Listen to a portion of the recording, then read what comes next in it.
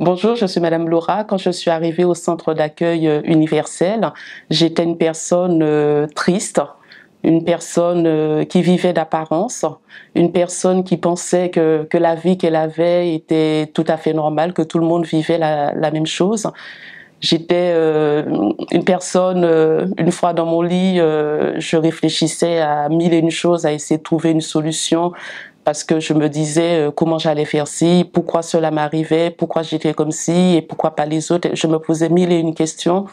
Je posais aussi plein de questions par rapport aux enfants, comment je vais faire pour leur faire comprendre certaines choses, pourquoi ils sont comme ci, comme plein de choses. Et puis de fil en aiguille, je commençais à être anxieuse, être préoccupée, on va dire, par cela, et ça me rongeait de l'intérieur. Je partageais avec personne, personne n'avait idée de tout ce que j'avais à l'intérieur de moi. Quand j'étais au travail, le sourire, tout se passait bien. Dans la famille, c'était la même chose. Pourtant, j'avais mon mari, j'avais tout ce qu'il fallait à la maison. On n'avait pas de problème financier, mais pourtant j'avais un vide à l'intérieur de moi. J'avais pas d'objectif particulier, mais je me demandais qu'est-ce que je faisais en gros sur Terre. Et puis ma mère, elle m'a invitée une première fois au centre d'accueil. Je suis venue.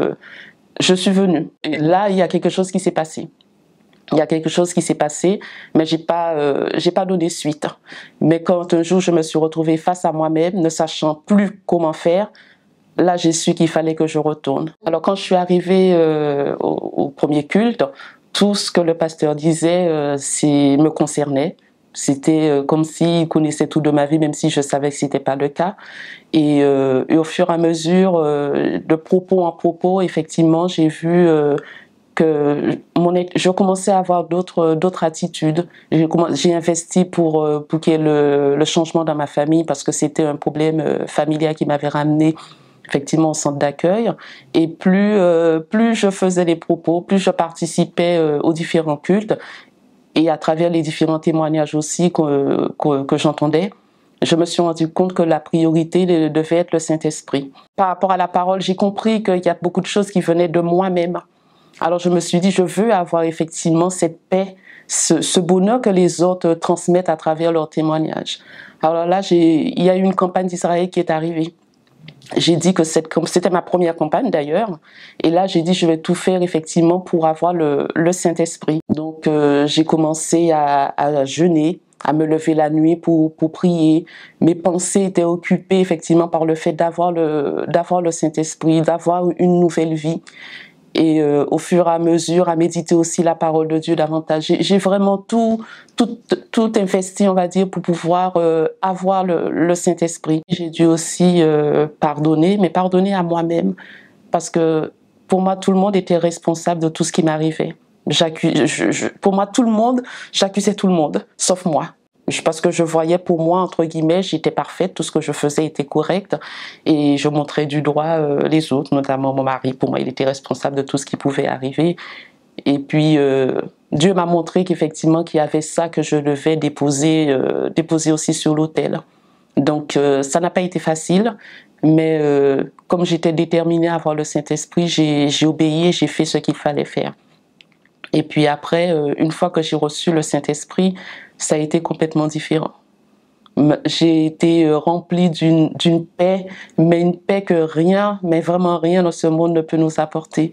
Il y a eu une joie, on a l'impression, on va pas dire que tous les problèmes ont disparu, non, mais tout était là, mais mon intérieur, enfin j'étais libre, en fin de compte, voilà. J'étais libre parce que le Saint-Esprit m'a comblée.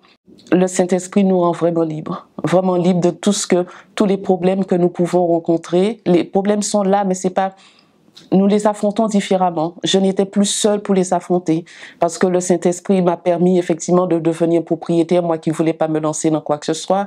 Le Saint-Esprit m'a permis effectivement d'avoir un mariage qui a été béni, moi effectivement qui cherchait à toujours, contrôler toute chose. Le Saint-Esprit m'a montré effectivement quelle était ma place et quelle place je devais aussi laisser à mon mari. Le Saint-Esprit m'a appris aussi m'a appris à parler aux enfants, parce que c'est vrai qu'on a tendance, par rapport à tout ce qui nous enveloppe, les différents problèmes, on a tendance à laisser la colère, la nervosité, tout cela nous diriger. Mais le Saint-Esprit, effectivement, nous apaise, nous donne cette sagesse pour pouvoir parler, pour dire les choses, pour pouvoir vraiment, vraiment avancer, mais avancer d'une manière différente, avoir cette force aussi qui nous donne pour pouvoir affronter toute chose. On a l'impression d'être vraiment d'avoir ce bouclier effectivement qui nous permet de foncer, mais en sachant que on va avoir cette victoire, parce que c'est pas de nous-mêmes, c'est pas de moi-même que je fais les choses, mais c'est vraiment le Saint-Esprit qui me capacite pour pouvoir affronter chaque chose, à faire les choses correctement, pas être dans la précipitation forcément, mais vraiment avoir cette assurance que c'est Dieu qui me demande de faire, donc je fais sans me poser de questions.